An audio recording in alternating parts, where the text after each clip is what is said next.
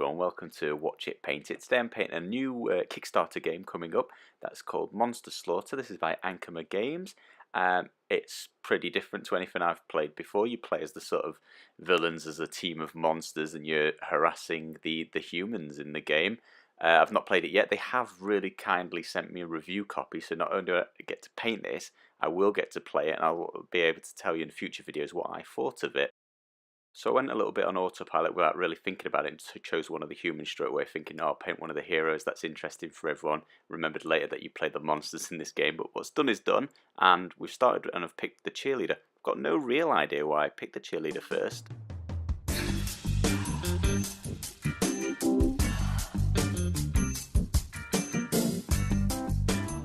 So that was the prototype model as it arrived. They'd primed it for me to begin with, so that's nice. It saved me going outside. I've always got to think about going outside. So we're going to be moving on to painting her skin first, starting straight with the legs, and we're going to be using Survivor Skin by the Army Painter for this. I'm using my regiment brush here. The legs are quite chunky and easy to apply the paint to. After the legs, face and arms are next, and still using the regiment brush here. A little more tricky, but I'm not too fussed if I hit anything else with it. I'm going to switch down to my detail brush just to touch up the face, arms and get her midriff there as well. And then I'm going to paint very carefully using Warlord Purple, and I'm going to be using the detail brush here as well. And this is for doing the sort of details on her cheerleading outfit. So I'm just painting around her neck and down under both arms, and I've got a little badge on this one. And after that, that's as much as the artwork that you sort of pointed out to me. So after that, it's sort of guesswork, and I've taken one for the team here, and I have done a lot of research into cheerleading costumes, and I think what I come up with is pretty decent and representative of what she might be wearing under her portrait shot in the artwork. So I'm still using the Warlord Purple, and I am applying that to a skirt, as you can see there. If you want to copy that pattern, you can. There's no artwork for it, so you can do whatever you want. I just went for a few stripes. I'm also going to be painting the tops of her socks in this colour, and her shoes are going to be bright pink as well. They could be any colour really, but I like to stick with as few colours as possible unless necessary for the artwork, so sticking with just using Warlord Purple. And after detailing her uniform there, I am going to be painting her pom-poms in the same colour. Still using the detail brush. I think I'll be sticking with the detail brush for this now. This model's quite slim. And the regiment brush is a little bit clumsy. Then after finishing her pom-poms off, we'll be moving on to her hair next. So I'm going to be using Desert Yellow by Vallejo, and this is to get the base coat for the blonde. I'm going for a dusty blonde cheerleader here. And just very carefully, I guess, painting around her face that I've already painted in, and just making sure not to catch any sort of on the white of her skirt, or it's quite difficult to get the brush in, so don't get any a big line down her back where you've painted very carefully as well, and it'll be difficult to get back in and touch it up. I do just switch to the regiment brush there once I did it around the edges and the difficult bit, just quickly filling in the big blank spaces using the regiment brush. Just getting Warlord Purple out again by Vallejo once more. Detail brush, and this is just a painting that sort of scrunchie in her hair. Look at me, I don't know the words for medieval weapons, but hair attire for ladies, I'm on it. So we're on to washing after the base coating, and we'll be using Flesh Wash for all the skin areas of this model. So that's her legs, her face, her arms and her tummy, back as well if you can get in between her sort of hair, so be very, very careful with that. Make sure you catch the back of her head. I'm also going to be using the same wash, just instead of switching to the light tone for her blonde hair there. I just want to softly or lightly shade in her hair. I don't want a difference in contrast. I don't want the contrast to be too high between the shaded parts and the highlighted parts. Once I do her hair, I'm just going for a light shade.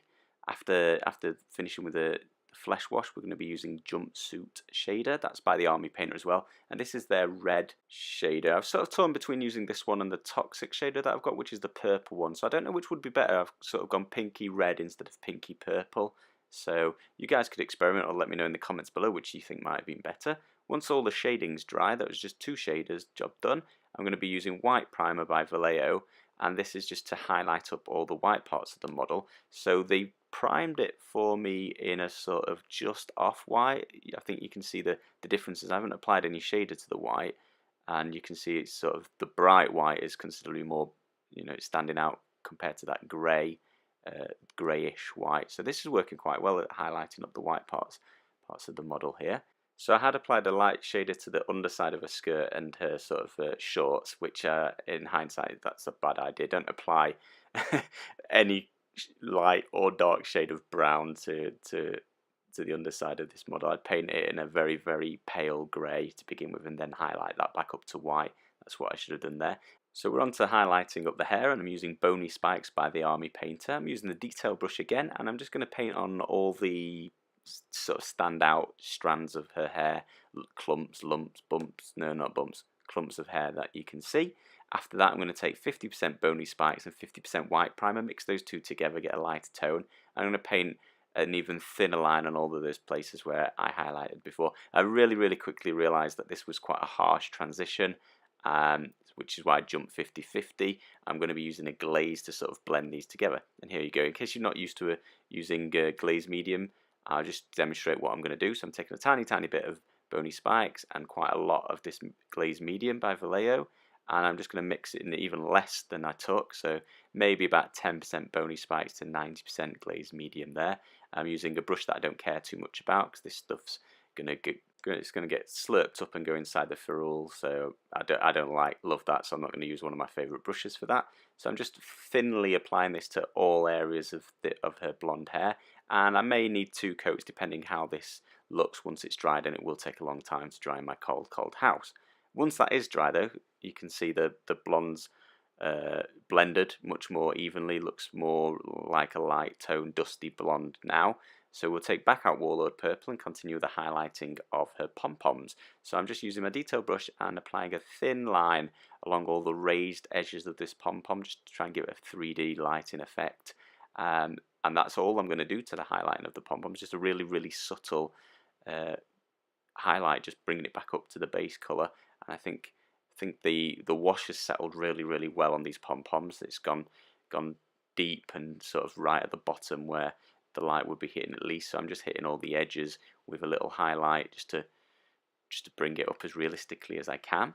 Once I've done that, I'm going to paint the edges of a scrunchie as well, being very, very careful not to get any on her hair.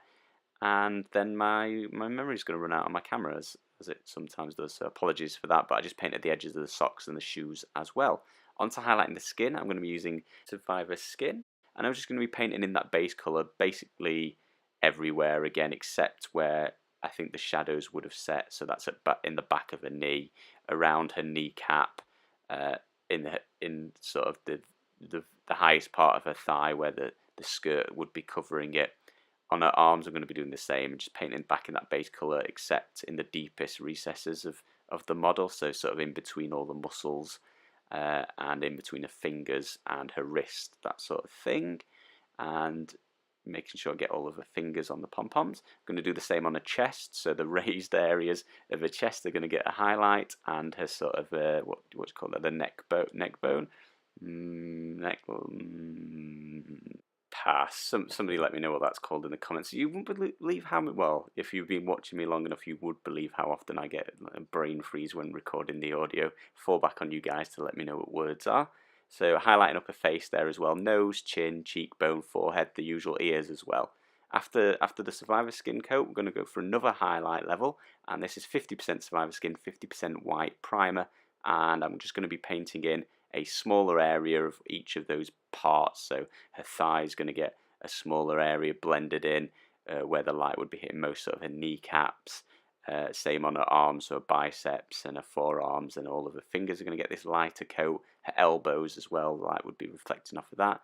Her chest as well, smaller area. It's just the same places, just with a smaller amount added to the centre of each of the original highlight. And then her face, the same sort of little dab on the nose, thinner lines on the cheeks, a little bit on the chin. Finally, I still wasn't happy with the blending. I'm just not in a good place for my highlighting at the moment, I'm afraid. So I've just gone harsh again, 100% white primer, and I'm just painting on all the very, very most exposed areas, so her kneecaps, her nose, and her cheeks. And then I'm going to be using 10% Survivor Skin and 90% of the glaze medium again. Mix this together as I did with the hair, and I'm just going to apply this to the whole of her skin area, including the bits that I left shaded, just making sure none of it pools. So I'm spreading this thinly and as evenly as possible, and you know, once it stopped running, going back and sucking some out of the crevices, because I don't want it to create the reverse of the shader and just have pools of shaded brightened area. So this glaze is just going to sort of brighten the whole thing up a little bit and help blend all of those colours. So it's going to make the white a little bit more survivor skin coloured, but quite a bright version of it, and the shader's just going to be lightened up a teeny tiny bit. As you can see there, that's after it's all dried. It takes a long time to dry again, but hopefully you'll agree, I found it's definitely the case in person at least, that the skin's blended a lot more evenly now and it looks a lot more realistic. So I'm on to painting the eyes. I'm just using white primer and I'm painting her in two quite cartoony, quite large eyeballs. I'm taking my time and I'm using my insane detail brush here. The model is a prototype and it's really fragile resin, so I can't apply much pressure to keep the model still as I'm doing this, so that's why it's quite difficult work for me. After I've done the eyeballs, I am using a bit of light denim by the Army Painter. I'm going to paint her in two tiny little irises, which are going to be almost impossible for you to see. They're almost impossible to see in real life as well, but you know, attention to detail and all. So I painted in some irises. She's got blue eyes on the card. I gave her some blue eyes. After that, I'm going to paint even smaller pupils using Dead Black by the Army Painter. Just going to dot in two little pupils for her. And while I was here, I thought I'd add some makeup, so I'm very, very, very carefully going to add a small line for her mascara just across her eyelid, which you could just work out in the model. And I think that suddenly makes her face look a lot more interesting, a lot more realistic, and just much more pleasing on the eye. Not that she needed makeup, but I think for this model it just gave it a little bit more detail, just to make her a little bit more interesting than she was before I added digging myself in a hole. Anyway, after that I'm going to add the soles of her shoes on using Dead Black as well, so just adding another one of these little details to her shoes, which I think just make the model a little bit less bland, because I did only use a couple of colours. Leather brown I'm going to use for the base. The cards denote all the humans as a sort of brown colour. All the monsters have got a different colour for their team, so I thought I'd just paint the base in the sort of matching card colour. So two or three coats I believe that took for the base to be finished. Once that's dry, white primer's out again to paint on the shoelaces, which I didn't notice were there until I was doing the base. And then I'm going to use Dead Black, and that's just to paint around the edge of the base, which I think just makes it stand out a little bit better, detracts from the base back to the looking at the model itself, and just leaves that brown as sort of a nice undertone.